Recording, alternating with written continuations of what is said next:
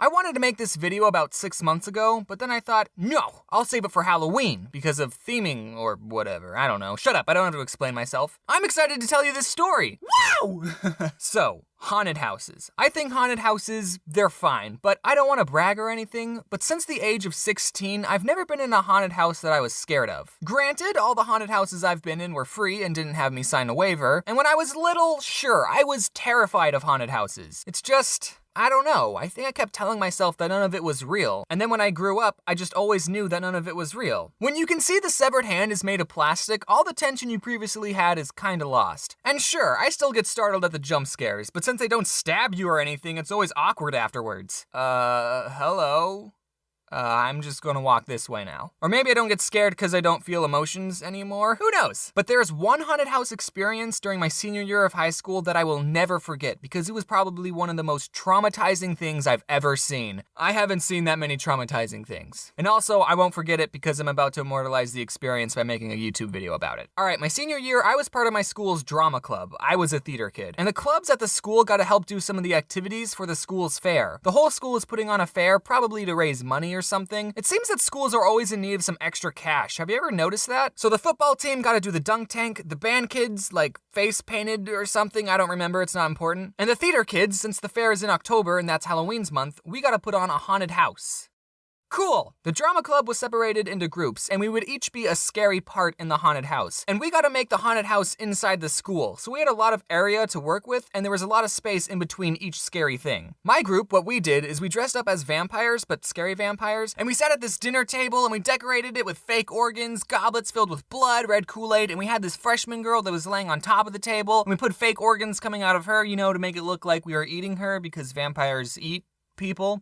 Okay, saying that out loud, I realize that doesn't make any sense. Why would a group of vampires be eating someone? They don't do that. We put a yellow shade over the light above for a good spoopy atmosphere. We had a smoke machine, some ambient Halloween music playing. Spooky, scary skeletons and shivers down your spine. Our group was pretty legit. Whenever a group of people walked by, we would just silently stare at them, and then the freshman on the table would scream at the top of her lungs. She was really good at screaming, by the way. And since we had so much space in between each of the scary parts, when they walked past us, we would get up and chase them. Yeah, it was fun. Okay, so you have to understand that theater kids are very loud, extroverted people. I need to tell you about this one kid who was in my vampire group. We'll just name him Balake. Yeah, Balake. Balake and I were both part of the school's improv club, so we were both pretty funny people, except Balake was just out there. He was loud. It seemed he was just always screaming. I didn't have any classes with him, but he was obviously the high self-esteem class clown kind of kid. So Balake, being the loud and more popular kid, he got to sit at the head of our table. We had done the haunted house for about 2 hours at this point, and I want you to think what it's like to go inside a haunted house. Just going in for 5 minutes, that will already make me feel uncomfortable and sweaty. All the strobe lights, the smoke, and the freshman over here who had to be constantly screaming bloody murder. Again, you did a good job, freshman. And we were supposed to get a break sometime in the middle, but since the haunted house was so popular, we didn't get one break. So I'm a little loopy after doing all this for so long, right? I was totally not ready for what was about to happen. This group of people walk in and we do our normal thing. We get up and we chase them, but Balake got pretty physical with this one little boy. Like he kind of shook him up a bit. And I didn't see exactly what happened, but apparently this little boy was holding a fish in a plastic baggie. You know those little tiny fish that are actually supposed to be used as food for bigger fish that you can win as prizes in fairs, and 99% of the time the fish die within 2 weeks because you don't have the right aquarium equipment, so you just put them in water and watch them slowly die? You know those fish? I didn't think people were allowed to bring their new pet fish into the haunted house, but I guess he smuggled it in or something. I didn't see the kid drop the fish. Maybe Balake slapped it out of his hands. That could have happened. I just heard a scream and I saw a fish flopping around in a puddle on the floor. Fish look like they're in so much pain when they're out of water. I don't flail around uncontrollably when I go swimming. Like, calm down, fish. I'm silently panicking because the fish looks like he's going to die in 3 seconds if we don't do something. I start thinking of places we can put the fish. The toilet. But Balake, without saying anything, just immediately bent down, cupped the tiny fish in his hands. He ran back to the table, he put the fish in an empty goblet, and then he poured red Kool-Aid into the cup. Nah, I'm just kidding. He got a water bottle from under the table because they gave us water bottles, and the fish was fine, ladies and gentlemen. It all happened so fast, and thanks to Balake's quick thinking, he saved this little kid's fish. The kid was still a couple of feet down the hall. Balake took the goblet in his hands, he walked it over to the kid, he reached out his hand to give the kid his fish,